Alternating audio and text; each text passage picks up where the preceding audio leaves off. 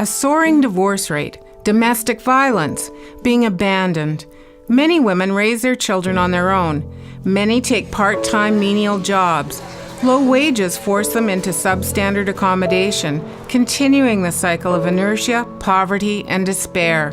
Clearly, there is a need to create housing that single, women-led, low-income families can afford. Oh, Leslie!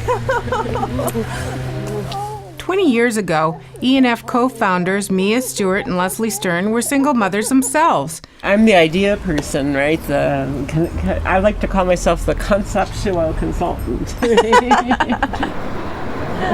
I just sat back and listened and pushed to do. Let's get on with it. Let's do it. Mia, Leslie, and co-founder April English felt that the real issue facing women-led families was affordable housing, because housing is a linchpin of family life.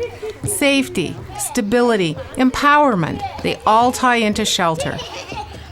Housing was the key issue. We were invited to form a task force to see if it was possible to actually create this housing, and we did the research. We put together a damn good proposal, and we got the first round of funding to develop the proposal further. Raising money, supervising construction, they achieved the near impossible, turning an idea into bricks and mortar. Women helping other women. It's a theme repeated in the name they chose for their society. It was really coming from a point of a belief in ourselves. So what we were doing is saying, no. We have what it needs. We know what can happen. We've got the skills to create it. And so that's how we came up with Among Us Women, Entre Nous Femmes.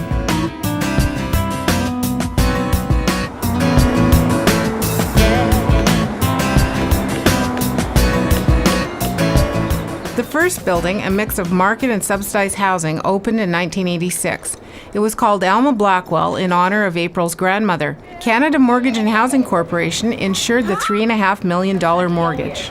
Without that financial support that CMHC allowed us, we wouldn't have been able to do the first building. 7 other buildings were created over the next few years under joint federal and provincial government programs administered through BC Housing. Today, there are 8 complexes in the E&F family. Since it was formed in 1985, Entre Nous Femmes has housed over 1,000 low-income families throughout the Lower Mainland.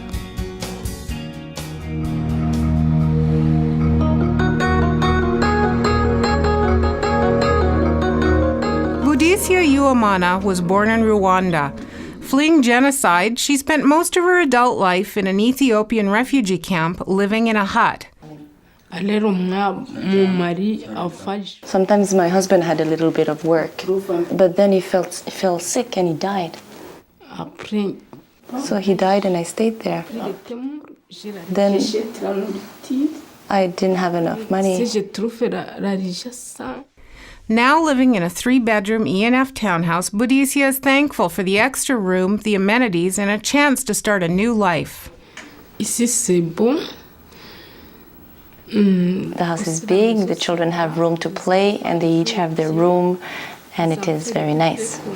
Budicia is on income assistance and pays a low, flat rent, which enables her to stay home with her preschool children. Right now I'm able to learn English and start getting used to the language, and then I will look for work, and then I will be better able to give to my children.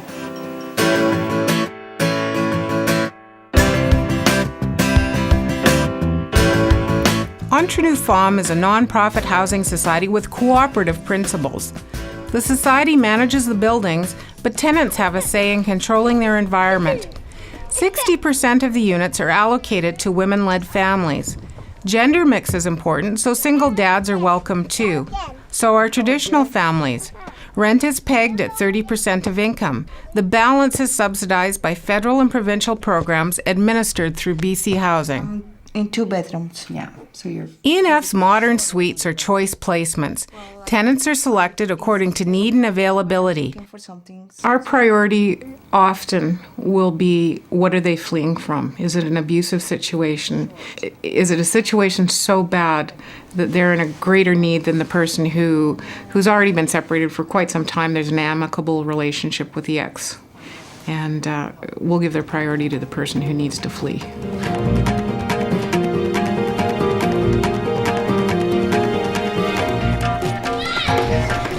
Children have always been the focus of E&F planning. The heart of the building is always the playground. All walkways lead to the play area. All doorways and windows face the playground so parents can keep an eye on their children.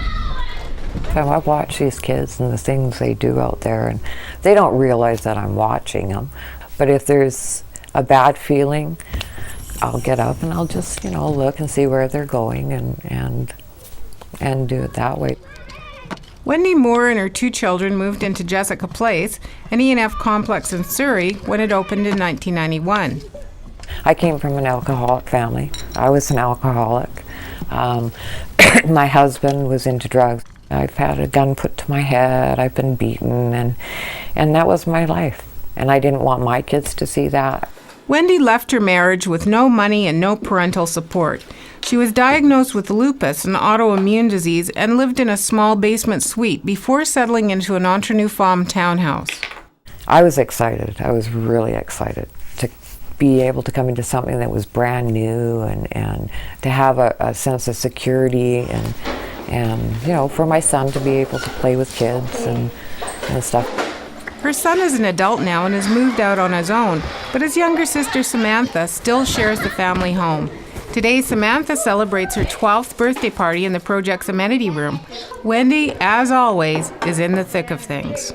People feel that they can come and talk to me about anything. And the kids, it's awesome. Little kids that come home. Oh, I'm going to go give Wendy a hug. We're home from school, and Kathy gets the same thing. And it's just great.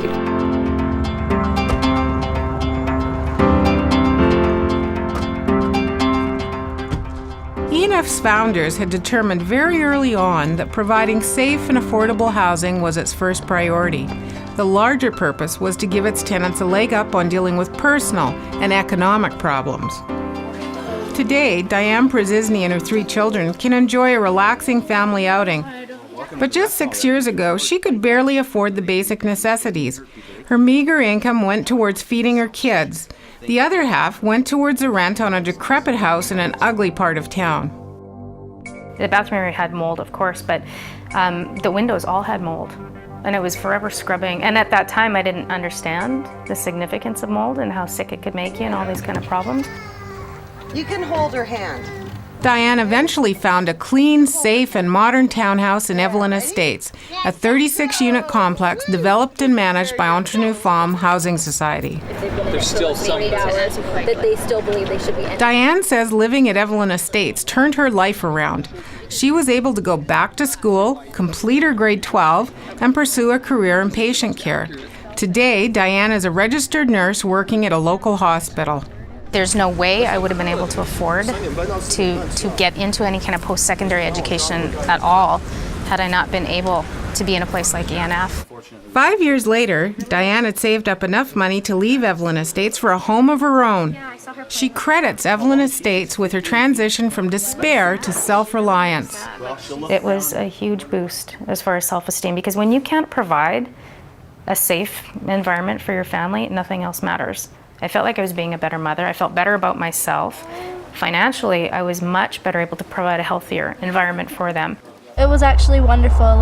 It was like we were all just one family. Everyone was welcomed, and it was really nice.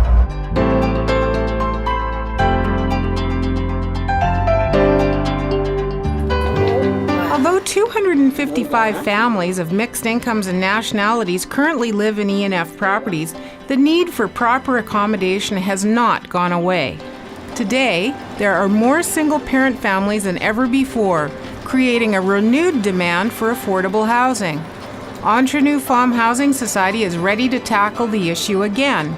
Future plans may include another building or a partnership with other agencies or societies.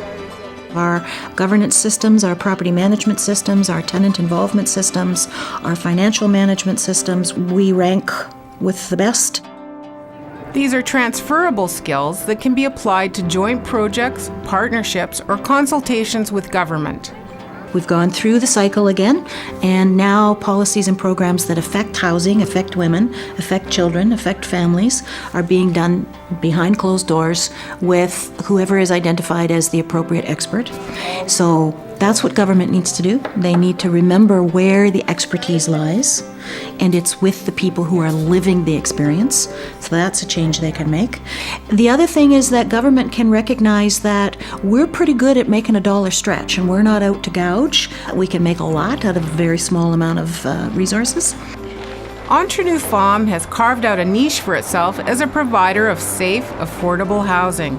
It has a proven track record of turning concepts into reality, and once built, managing them and managing them well. You're happy about it? It began as a grassroots enterprise, women helping other women. That key principle has never been compromised.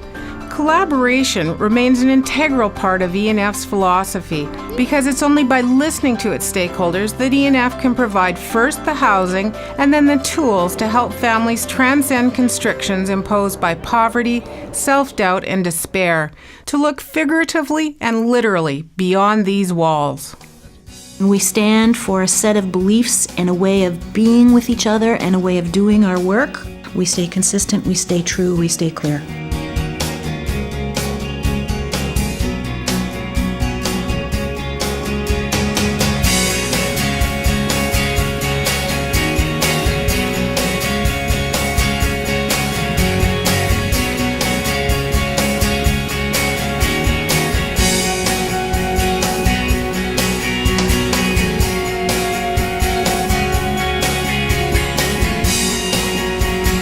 We create community in each one of our buildings. It's a home, it's a place that you identify as a place you feel good about going to, you have a sense of control, it matters to you, you want to care about it. Growth. I've grown, and I think I've become a better person too. I feel like I'm actually finally living my life right now. Like it feels good. It feels like I'm where I'm supposed to be now.